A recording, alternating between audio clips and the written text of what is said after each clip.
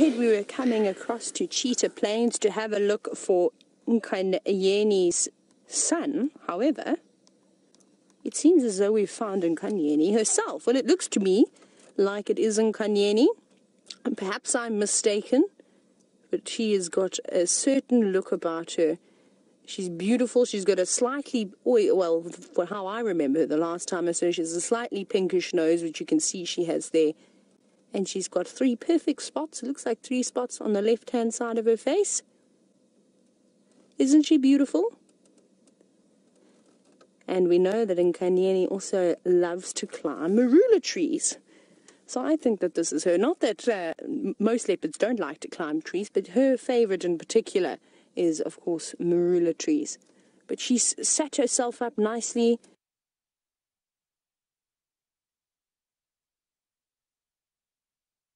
Shaded by all the lovely leaves, just a bit of dapple lighting on her body, not too much. And I wonder if she plans on heading back towards her son. Now, I've completely forgotten. Actually, I've never seen Votomi. How do you say his name again? Votomi, I was saying it correctly. Just double checking. I have never seen him before, and I was really excited to see him, and hopefully we will still see him a bit later. We'll try and go and have a look for him. But if I'm not mistaken, I think he's about 14 months. Does that sound about right to you, David? Somewhere around there. So it could be possible that that she's decided that that's the end of that and he needs to go off on his way. And it's always tough for young male leopards when they do go off on their own. And it's not a transition that you see straight away. It's normally quite a slow sort of process. So what will normally happen is they start to spend less and less time apart, and eventually, well, Votomi is going to have to move out of this area, because I think it was the most incredible footage that Shanae got of Quarantine and Nkanyeni, and we couldn't believe the interaction that they had and how a Quarantine didn't actually kill her cub, which was absolutely incredible. But the way that he was acting so submissively,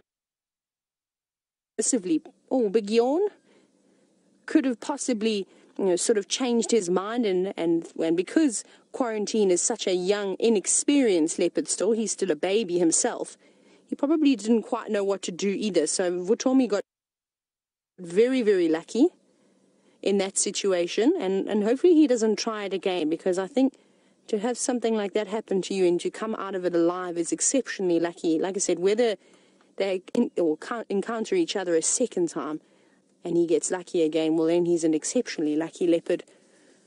But it's going to be hard for him. He's going to have to eat tortoises, he's going to have to catch guinea fowl, monkeys, smaller things that he might be able to go after. He's not going to jump straight into catching duiker and steenbok and impala. It'll take him a few months before he's sort of able to do it. But in case you were worried that he is just feeding on tortoises at the moment, don't. It's normal. I've seen many young male leopards just going from shrub to shrub looking for tortoises that are hiding away. Oh my gosh, isn't this amazing? Look how gracefully she comes down this tree.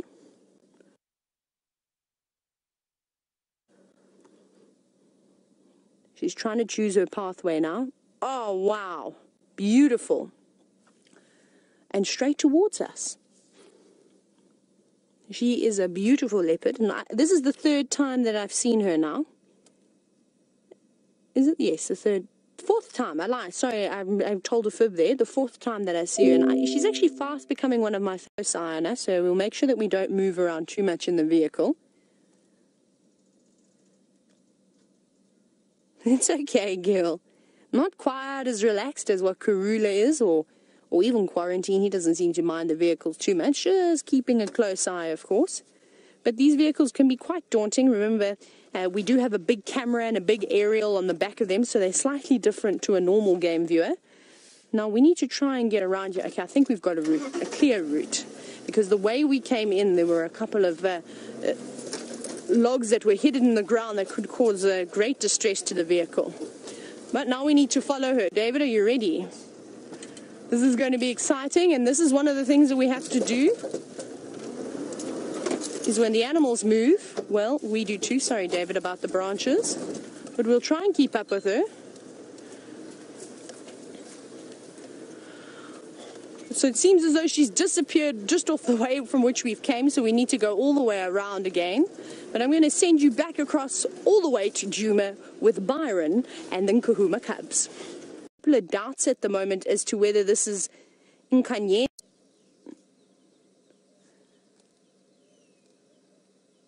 Rebecca, am I live? Anyways, we're having a bit of a sorry, I heard a bit of a delay there. Now, this looks like a rock monitor versus this leopard, and I know there's a couple of doubts at the moment as to whether this is Nkanyeni or not, or Kuchava, apparently Tandi's daughter. Now, I've never seen her. Oh, look at this. So we'll get to that at the moment, but this is just incredible. I've never seen a rock monitor versus a leopard before. Now, unfortunately, this monitor does not stand a chance. Look how she's swatting it. You can see it's trying to stand up to her by puffing its neck out, trying to raise its body. Now, they've got a nasty bite on them. Nasty, nasty, nasty bite. But they'll also use their tails to whip at each other.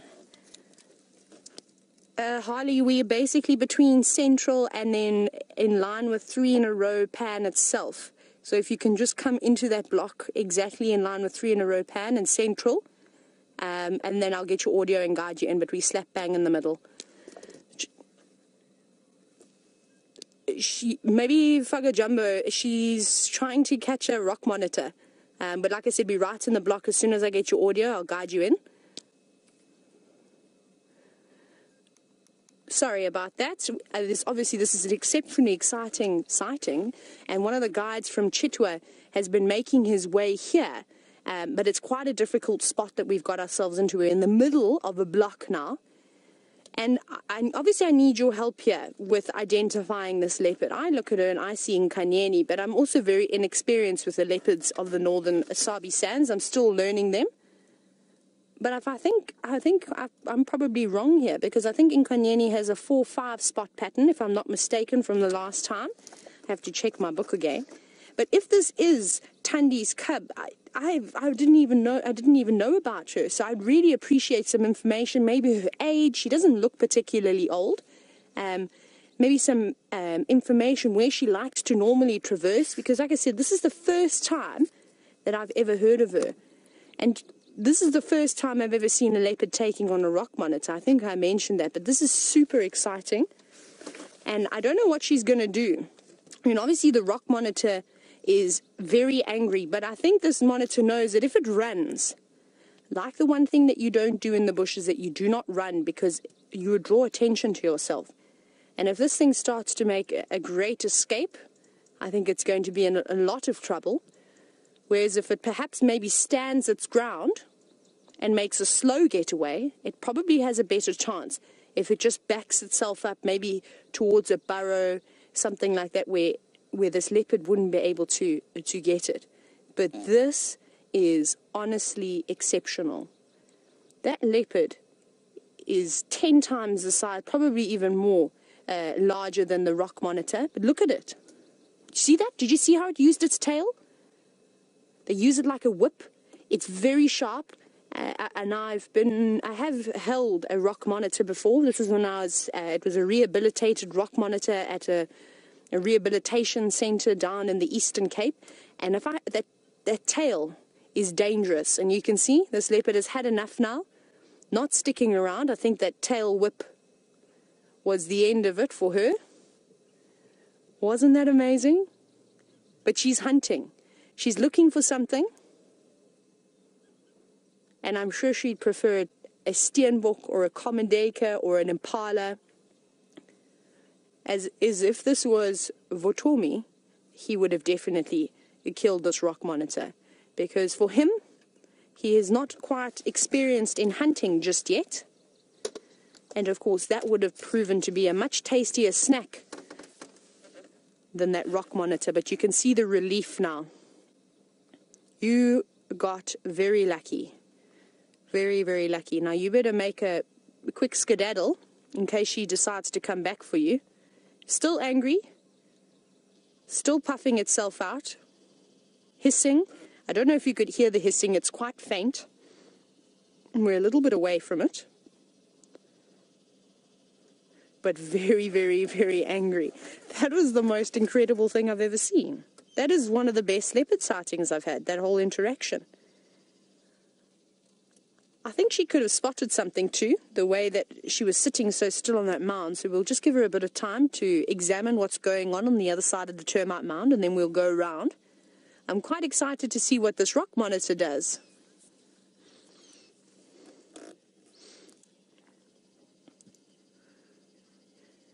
Now, earlier I mentioned to you that the rock monitors and the water monitors have a nasty bite on them. And it's not because they have a venom or anything. It's just because they feed on the most revolting things, and there's a lot of bacteria in their mouth. And driver, you were actually saying if she were to have got bitten by this rock monitor, would she have, been affected by the infection? She could have, but remember, the cats and all the animals out here are exceptionally well adapted to dealing with infections and disease.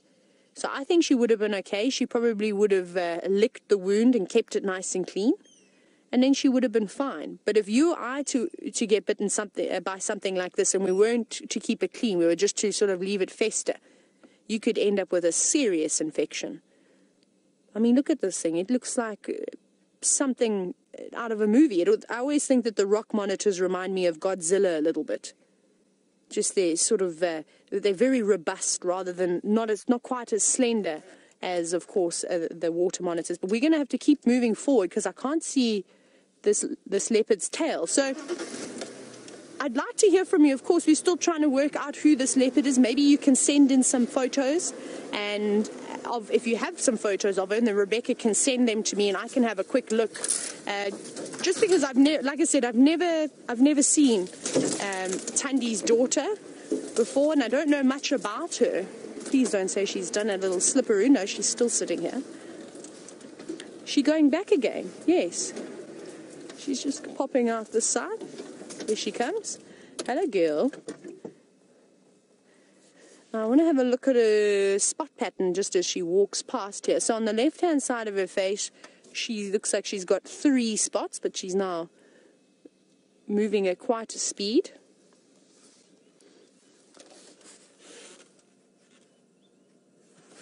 This is very, very interesting. This is so cool, and I hope you're enjoying this sighting as much as David and I are, but we're definitely not going to leave anytime soon. We're going to solve the mystery as to who this leopard is, but what a wonderful interaction with that rock monitor. I'm going to send you back off now, back towards Djuma again, and apparently the drone is up in the air, and you've got a view of the lions. Thank you to Karen. Thank you very much. I really appreciate all of your help, everybody who contributed. This is indeed not Nkanyeni. And it is Kuchava, which is a leopard, and it's a leopard that neither David and I have ever heard of. So this is so exciting. And the little bit that I know about her, here she is here, is she's a daughter of Thandi. She's just marking her territory. And she's quite young. She's not quite 2.5 years just yet. She's almost there. She's just shy of that. She was born in 2014, August, September, somewhere around there. But she's a lovely girl. And now her name, Keshava, as she scent marks. And it actually explains her behavior perfectly. The way she keeps an eye on the vehicles is that it means scared. So that explains so a lot. Perhaps she's got her name. Maybe she was a scarce cub. Maybe she just didn't quite habituate very well to the vehicles. She's fine now. She just watches you. And what we're going to do is we're going to try and jump in front of her again. We're going to actually jump onto the road so we don't have to do too much more of this bundu bashing. And hopefully she's going to have a drink for us, because she's had a very exciting afternoon already. I know I need to keep gobbling down water because this is wonderful. We'll try and avoid not driving into the little pans ourselves. David, you don't want to go swimming? I don't think electronic equipment or camera equipment specifically likes to go swimming. So 3 of the row pan is just behind us. There she is again.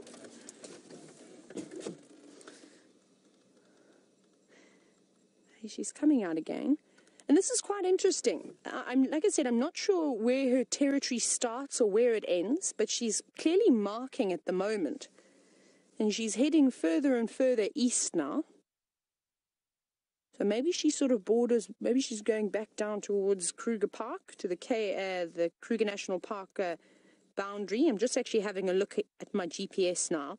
I just want to see where she's going. Maybe she borders on Nkoro. Maybe even further south. You know, it's not impossible for a young leopard like this to do a bit of traveling.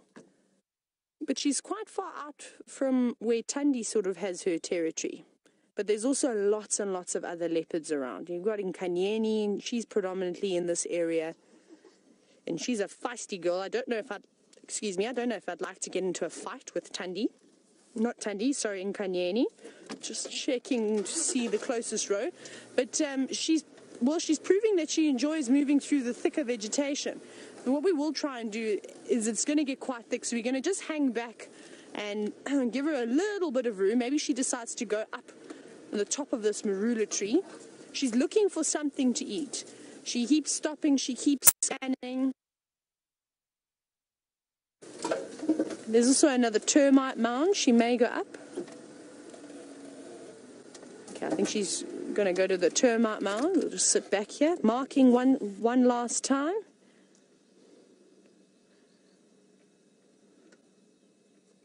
And because she's so young, I'm actually surprised she didn't go for that monitor. But she's also got a little bit more experience. She's got a year on Votomi. Is that an injury? Can you see that there, David? Look on her back left leg.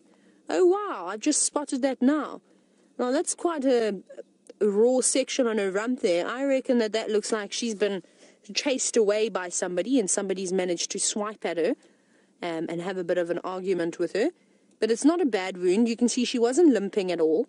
It's just sort of removed the hair off of her body, and that will heal very well. It might leave a little scar, but she hasn't really got anything to worry about. It's not a life-threatening wound. It's not gaping and oozing blood. So she will be okay. But it's typical. If you remember, about a month and a half ago, maybe even a bit longer, we saw the daughter of the Ingrid Dam female, who's been called the young Ingrid Dam female. Remember, she had an injury right above her tail as well, and it looked very similar to that. And it'll probably take a couple of weeks to heal, but like I said, she'll be okay. And even if she'd been bitten by that rock monitor, then, like I said earlier, their immune systems are so tough that something so small, unless they were ill, maybe they had a virus or something, then yes, something like that could potentially weaken a leopard, or any animal really. But she looks fit and healthy. She doesn't look like she's particularly starving. I think she's obviously eating on a regular basis. But what a lovely cat.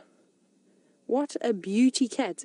And by the end of the show today, I'm going to tally up all the leopards that I've seen in the whole of the Sabi Sand. I think it's quite interesting, especially now that we've come across this brand new leopardess. David, are you happy to reposition a little bit? I think let's go around. She seems to have settled herself quite nicely now. So we're just going to zigzag through these trees, and then we're going to try and get a view of her face, because this light is just gorgeous. Look at that.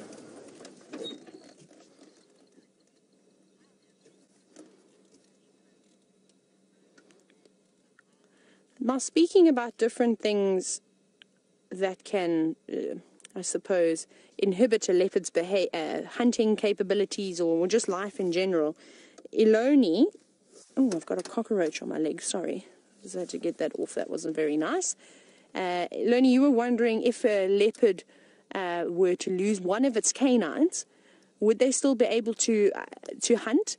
Now, my favorite leopardess, Lisbon, who I talk about often, that used to roam the southwestern corner of the Sabi Sands, sort of between Shaw's Gate and the Paul Kruger Gate of the Kruger National Park.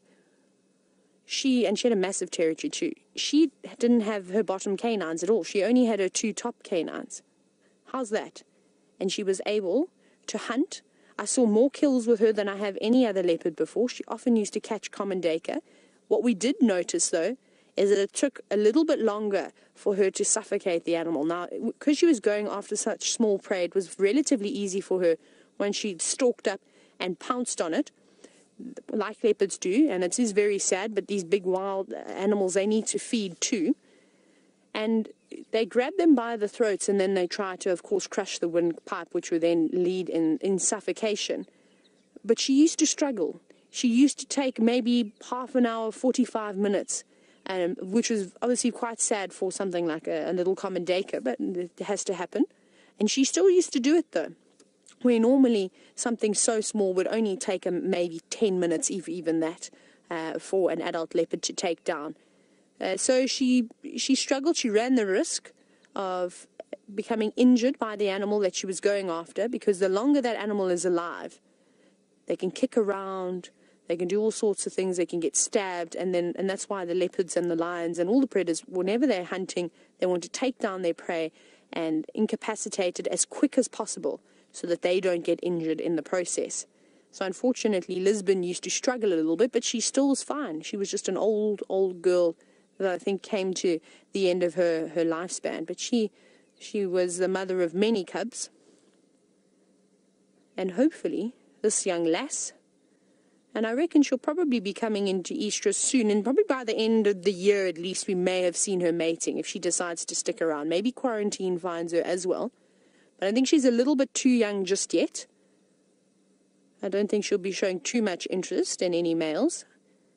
And typically it's normally about 2.5 years or so before a female will start mating for the first time. Sometimes it's a little bit later. But I'm very excited about this new leopard, and I think what we're going to do now is David and I are going to sit and try and tally up all the leopards that I've seen in the Sabi Sand while we watch this beautiful leopard by the name of Kuchava. But James Hendry has got his fingers dirty because he is digging in the dirt. I'm silent. I have got no words to respond to that. She's honestly a beautiful leopard, this young Kuchava. But she's now decided, after a hard day of marking her territory, that she's just going to have a little rest up on this termite mound. Now, she actually reminds me a lot of Lisbon, my favorite leopard from down in the southern Sabi Sand. Just of her entire behavior, like always up in a marula tree by the seams of it. And if she's not in a marula tree, then she's on a termite mound, which is really lovely. And I suppose it is typical leopard behavior because a lot of them do it. But it is just, she doesn't walk past one termite mound without climbing up it, David? And I know she's hungry. She's definitely she's been looking for something to eat, but she hasn't quite found what her taste buds are after. Apparently, rock monitor was not on the menu for this leopard. So she must be doing all right if she's able to be picky. I mean, like I said, if it was Votumi or if it was Hasana or Shongile, they would have had a grand day with that rock monitor. They would probably still be playing with it. Now, I did a quick count as to how many leopards I've seen since I've been in the Sabi Sand. And I've just got to, you probably heard me click my pen because I remembered one. I have to add one very quickly. I have seen in total, including up here in the northern Sabi Sand, you can see on this page over here, I've seen 26 leopards. Most of them down south, and then a couple. Of course, my apologies for my handwriting. It's not very neat when I have to write in the car and on my lap. That is so embarrassing. David, quickly zoom away. Don't let them see my horrible handwriting now. But most importantly is my list, and you can see this one. I don't mind. It's a list of leopards I still need to see. And of course, on top of the list is the Anderson male. And I still haven't seen Tundi and her cub. And then, of course, Shavambalana is another one I'd love to add to my list. And I'm sure there's many, many more leopards that I still don't know about. Like I said, Keshava was a ghost to me. I had no idea. But it is wonderful. And it's days like these that make me so excited to be out in the bush. Because just when you think that you think you know enough about an area, or you know the animals, something like this surprises you. And just puts you back into reality, just to remind you how amazing nature really is. And I have a question for all of you, because I know a couple of you have been watching for many, many years now. And hopefully some of you have been watching since this leopard was born, so August, September 2014. Maybe you can tell me, when was the last time Kuchava was seen while we were live? That's quite interesting, because I've never really heard Jamie or Brent speak about it, and I've never heard James speak about her either. So it's quite interesting. And, well, if you do know the answer, maybe you can remember a sight. Maybe it was a favorite sighting of yours. Hashtag Safari Live on Twitter, or you can send, well, some comments to questions at WildEarthTV if you do not have a Twitter account. But she's fast asleep. But her general direction seems to be going east again, so I think she's going to cross onto Nkoro. And then from Nkoro, I'm not sure where she's going to go. I mean, there's plenty of places. She's a young leopard. Like I said, I haven't heard of her, so I'm not sure where she's completely set up. And again, if you know the answer to that, if you know where she likes to hang out, that is valuable information, and I'd love to know about it so that I can add it to my leopard book and build my own little database on how to remember the different cats.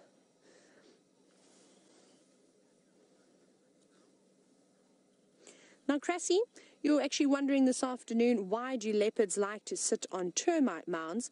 It's very typical, isn't it, Cressy? Up in termite mounds, up on the trees. And the main reason for it is now she's decided it's a cool spot to sleep. But typically they'll move from one termite mound to another, very much like a cheetah does, in search of higher ground so that they can scan the area. So it's more of a vantage point. Sitting up in the tree can be a little bit different. It's nice and cool up there. You've got the shade of the trees, and often you'll avoid insects, the biting flies and things that are flying down sort of on the lower levels.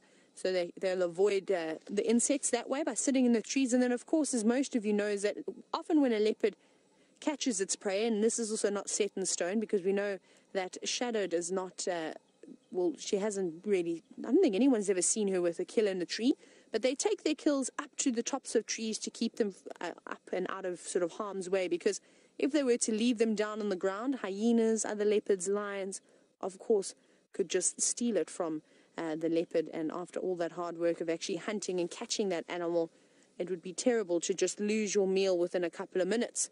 So very powerful shoulders. So sometimes when they climb up and they've popped their kill in the tree, they'll just stay up there as well. So, Cressy, I hope that answers your question, but it's for a number of different reasons. And that's another thing that I love about the bush, is that there's no simple answer to anything. There's always the exception. There's always this and that, but they do this too. And that's something that you'll be surprised by. Animal behavior, you cannot know it all. I'm sure there's days where even James and Brent and Steph, the most experienced, are surprised by what animals do.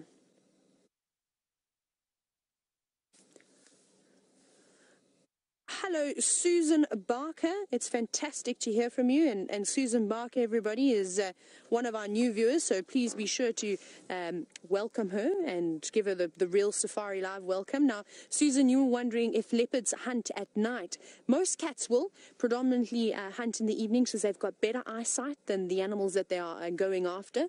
So this gives them, of course, the upper hand, and also their camouflage works exceptionally well at night. But all the cats are opportunistic, the lions, leopards, and they don't know when they could catch something. So potentially during the day when it's 100°F, no problem. I've seen both leopard and lion hunting in that weather. So it's really just when something comes around.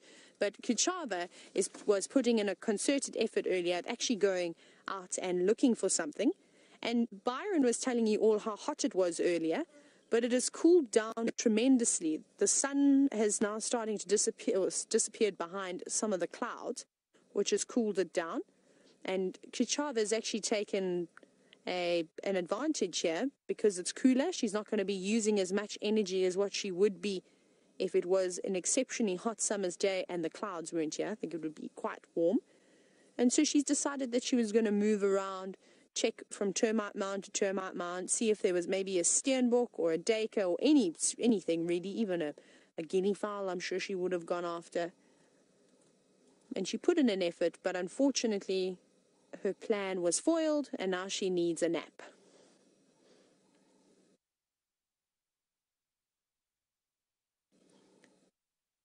Wonderful. Okay, thank you, Liz. Liz, you said that the first time, the last time that you saw Kuchava was on the 1st of September. So I presume you mean this year, September. I hadn't even started yet, so wonderful. I shall add that to my notes. But now talking about behaviors of leopards being up in the trees and on termite mounds, James Henry has got himself stuck in a tree. She's got the most lovely pattern on her back, but it's different. It's not quite striking like a jaguar's pattern, a lot of black. It's just very, very, very subtle, but beautiful nonetheless, as well. Any leopard's coat really is. But it seems as though Kuchava, and I've swapped her name around, Kuchava, sorry about that, has settled in. She's doing a bit of wound care. She was actually licking her wound just a moment ago, which is good to see. So she is keeping it clean, making sure that it isn't an infection. And now, of course, she's just taking care of her paws and her face. But you can see that wound then. You can see the flies hanging around it. But I don't think that she will get anything like Mfumo, one of the Birmingham male lions. Remember, he had the myiasis. But she seems to take good care of herself. Isn't that just absolutely lovely? She woke up. She'd been napping for quite some time. But this is what happens out in the bushes. You've got to be willing to sit and wait for just the smallest thing to really happen. Now, I'm wondering if she's actually going to get up now, seeing as though she did a big yawn just a moment ago. She's now grooming herself. So perhaps she's going to get on the move. So we'll stick with her for a couple more minutes. But if she does pop her head back down onto the ground, David and I had seen some elephants very, very far into the thicket, so hopefully we'll go and try and relocate on them. You can see that wound quite nicely now. And it's healing, it's scabbing, which is good. And once it is completely scabbed, then the hair will start to regrow as well. Now, Rice, good afternoon to you. You're wondering if leopards and lions have the same sleeping patterns. It's fairly similar. Most of them doing their sleeping during the day, during the heat of the day. But leopards don't quite need to rest up as long as a leopard does. Sorry, the other way around. Leopards don't need to rest up as long as lions do. There we go. That's what I meant to say. So lions will typically sleep for 18 to 20 hours. And I put it on average, a leopard sort of sleeping maybe just shy of 16 hours. So it's really a much of a muchness. But either way, they both need to get some rest in so that their batteries are recharged and they're able to go out and will potentially successfully hunt something. Well, we all know, unfortunately, these poor cats don't have the greatest hunting capabilities. And you can see the flies are now starting to bother her on that wound. So she's just using her tail as a fly swatter. But they'll keep sort of going back there. There's nothing she can really do to keep them at bay all the time. You can hear her tails going again. And they might be biting her. There's lots of these terrible little biting flies at the moment. And I'm sure you've seen James swatting away. You've definitely seen me swatting away as well. Here we go. Cleaning her wound like I said she was. Good girl. Something's now caught her attention. You see how her ears have perked up? She's gone from that sort of very relaxed and calm grooming herself to, what's that? What's over there? And we unfortunately can't see what she's spotted, or maybe she heard something, because we've got a massive termite mound in front of us.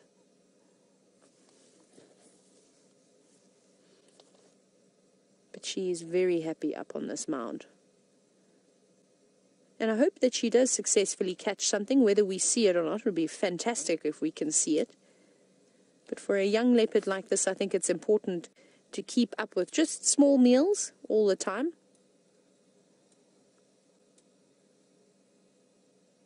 I love that tail. I love the way that it bends and how flexible it really is. She looks like she wants to go. She keeps sort of edging forward and moving around slightly. David, let's go round. Let's do let's go in front of her quickly and have one last view of her beautiful face. maybe we can see what's caught her attention. It could just be something small like a bird. Up incline we go. Wait.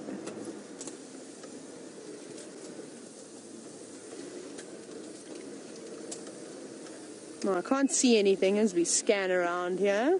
I'm just going to pull off to the side. Got flies bothering me now as well. Here we go. Oh, sorry, girl.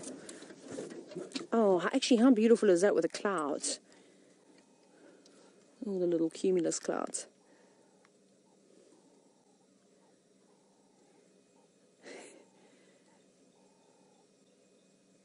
Look at that tail. Look at it flicker.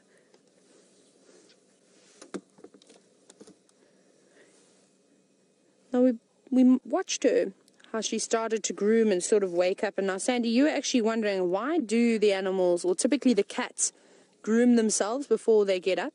Now, Sandy, how I like to think about it is basically before you go to work in the morning or before you go to the shops or anything like that, before you do anything, you leave the house, you have a shower, you put your makeup on, you brush your teeth, and basically that's exactly the same thing as what these leopards are doing, is that they're cleaning themselves, getting rid of the old scent, and then moving on with their day.